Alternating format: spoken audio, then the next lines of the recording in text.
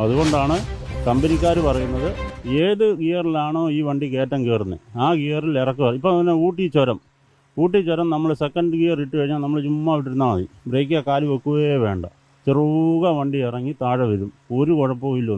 അപകടത്തിൽപ്പെട്ട അതേ same model വണ്ടി തന്നെയാണ് ഇത്. അതും 14 സീറ്റ് വണ്ടി, ഇതും 14 സീറ്റ് വണ്ടി. ഇപ്പോൾ അങ്ങയുടെ ഒരു വിലയിരുത്തലിൽ ആ വാഹനം ഇറങ്ങിയപ്പോൾ ഏത് ഗിയറിലായിരിക്കാനുള്ള സാധ്യതയാണുള്ളത്? അത് കൂടി വന്നാൽ എൻ്റെ ഒരു കാഴ്ചപ്പാടിൽ തേർഡ് ഗിയർ ഉള്ളിട്ട് കാണും.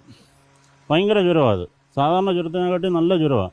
തേർഡ് ഗിയർ ഇട്ട് കഴിഞ്ഞാൽ ഓട്ടോമാറ്റിക്കലി ഈ വണ്ടിക്ക് സ്പീഡ് കൂടുമ്പോൾ സ്പീഡ് കുറയ്ക്കാൻ വേണ്ടി ബ്രേക്ക് ചവിട്ടി പിടിച്ച് ഓടിച്ചു കഴിഞ്ഞപ്പോൾ ഡ്രമ്മ് ചൂടായി. അത്യാവശ്യം അടുത്ത ഒരു എയർപിൻ വളവ് വന്നപ്പോൾ കാലെടുത്ത് വെച്ചു, ബ്രേക്ക് പെടൽ താന്നു പോകും. അത് സ്വാഭാവികമായിട്ട് ഈ വണ്ടിക്കുള്ളതാണ്.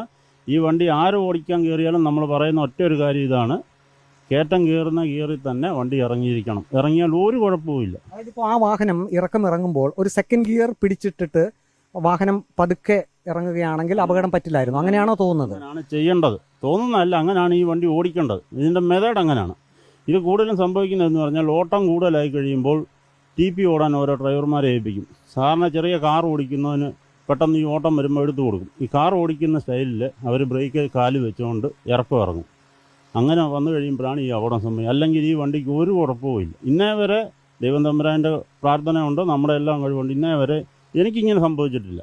ഏത് കയറ്റം നമ്മൾ ഏത് ഗിയറിൽ കയറുന്നോ ആ ഗിയറിൽ ട്രാവലർ ഇറക്കിക്കൊണ്ട് വരാമെങ്കിൽ ഓരോ അപകടവും സംഭവിക്കത്തില്ല. ഇതിപ്പോൾ ഈ പറഞ്ഞ ചൂടാകുന്ന ആ ഒരു പ്രശ്നം അത് നമുക്ക് ഓട്ടത്തിൽ മനസ്സിലാക്കാൻ പറ്റുമോ ഡ്രൈവർമാർക്ക്? ചൂടായി കഴിഞ്ഞാൽ നമുക്ക് ഈ ഇതിന് ചെറുതായിട്ട് പുകയാടും, നല്ലപോലെ പുകയാടും.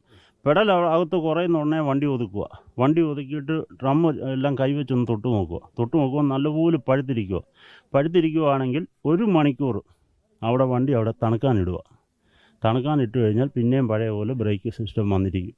ആ 1 മണിക്കൂർ സമയം കൊടുക്കണം. വണ്ടി ഒതുക്കിയിടുക, ഏത് ചുരം വന്നാലും വണ്ടി ഒതുക്കിയിട്ട് ഡ്രമ്മ് തണുത്ത് കഴിയുമ്പോൾ പെടൽ ഓട്ടോമാറ്റിക്കലായിട്ട് വന്നിരിക്കും. അതാണ് ഇതിൻ്റെ ഒരു സിസ്റ്റം. ഇതിനകത്ത് വേറെ ഒന്നുമില്ല. കയറ്റ ഏത് ഗിയറിൽ കയറുന്നോ ആ ഗിയറിൽ വണ്ടി ഇറക്കാമെങ്കിൽ ട്രാവലറിന് ഒരു കുഴപ്പമില്ല. ഇവൻ ഇന്നേ വരെ ചതിച്ചിട്ടുമില്ല, ചതിക്കത്തുമില്ല. അല്ലെങ്കിൽ ഫസ്റ്റോ പിടിച്ചിടുക. കയറ്റം കയറുന്ന ഗിയർ ഇപ്പം തന്നെ കുട്ടിക്കാനം ഒക്കെ നമ്മൾ ഇറങ്ങി വരുന്ന പറഞ്ഞാൽ സെക്കൻഡിൽ ഇറങ്ങി വരുന്നത്. തേർഡ് ഇട്ട് കഴിഞ്ഞാൽ നമ്മൾ ബ്രേക്ക് പെടൽ നല്ലപോലെ കൊടുത്തുകൊണ്ടിരിക്കണം. അന്നേരം ഓട്ടോമാറ്റിക്കലായിട്ട് ഡ്രമ്മ് ചൂടാവും, താഴെ വരുമ്പോഴത്തേക്ക് പെടൽ പോകും. അതാണ് ഈ വണ്ടിയുടെ ഒരു പ്രത്യേകത. വേറെ ഒന്നുമില്ല, ഈ ഒറ്റ വിഷയമേ ഉള്ളൂ. ഈ ഡ്രമ്മ് ചൂടായി പുള്ളിക്ക് വന്നപ്പോൾ 13ാമത്തെ വളവിന് വന്നപ്പം പെടൽ താന്നുപോയി, നിയന്ത്രണം നഷ്ടപ്പെട്ടു. വേറെ അല്ലാതെ ഒരു പ്രശ്നവുമില്ല. പരിചയസമ്പത്തിൻ്റെ കുറവ് കൊണ്ട് പറ്റിയൊരു പാളിച്ചയാണ്.